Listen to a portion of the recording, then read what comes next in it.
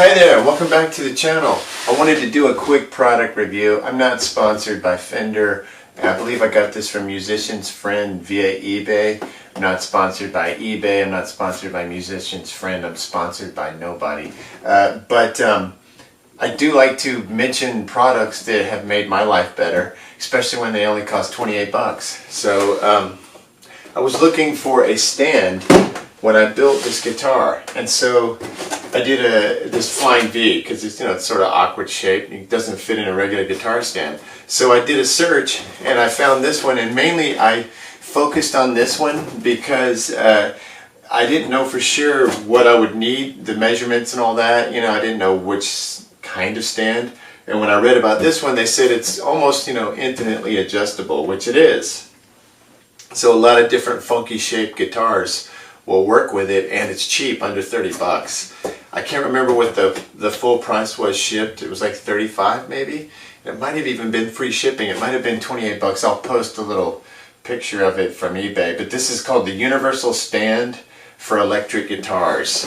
And on the side here, I guess because Fender owns Jackson perhaps, they've got a Randy Rhoads, looks like the Concorde maybe, or RR1. Well, that's cool looking, and I can see how they've used the stand to hold that in place, and then they've got a Jaguar or a Jazzmaster, to show that's another kind of funky shape.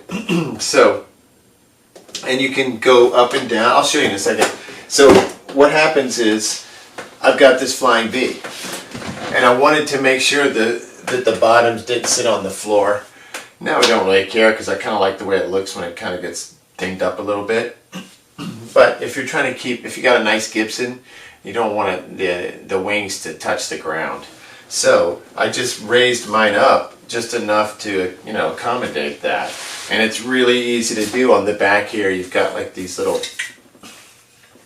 turning things to hold it in place, and then you can pull these out and adjust the height. It's really simple. So this is in the 1, 2, 3, 5th hole up, and if you wanted to adjust it, you would just count 1, 2, 3, 4, 5, and you could go up or down depending on what kind of guitar you have.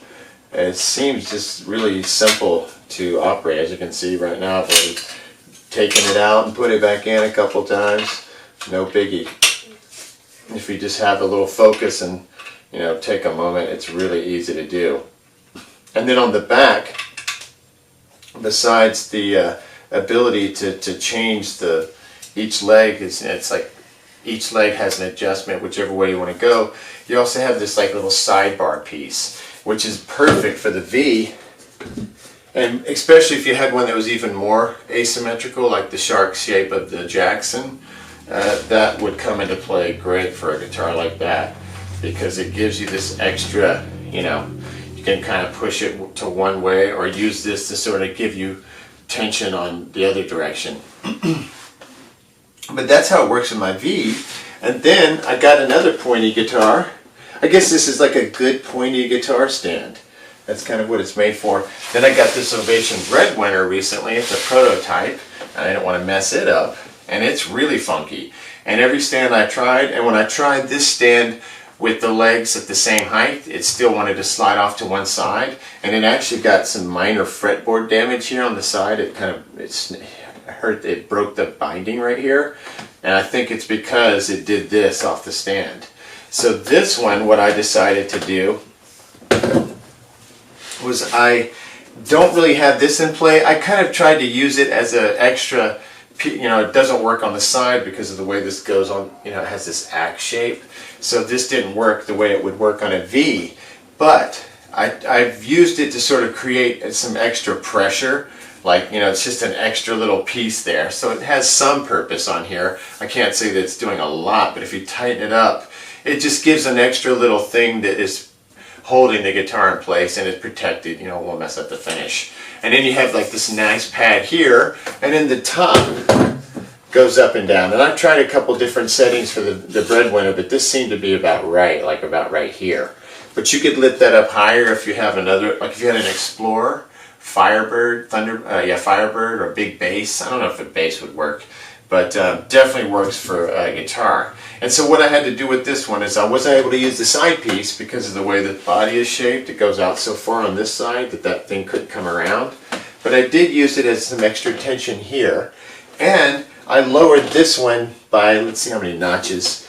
This one is 1, 2, 3, 4, 5. This one's 3. So by 2 notches, I took this one up so that this space here, this little ergonomic axe space here, goes down a little lower on this side and higher on this side.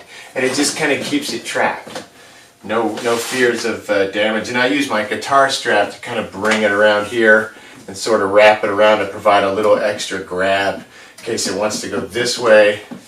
Or actually I put it on this side because it's more likely to go this way since this is where the little injury was. So that's where I'm more, but as you can see, it is not easily coming off of here. No easier than any of these guitars because the V fits better, but it's just as, it could fall the same way. So anyway, I like these stands because they seem durable. They kind of disappear in black. I know that you can get big fancy stands, and for some reason I just never pull the trigger on a fancy stand because they just cost a lot. I mean, this is like $60 with these 2 stands, and they work great. Very adjustable, usable. So I'm thumbs up on that. And once again, I have no affiliation with Fender, musician's friend, eBay, anything like that. I just every once in a while will do a quick product review if it's been useful, and if the price is like super low like this, it's worth noting. Next time.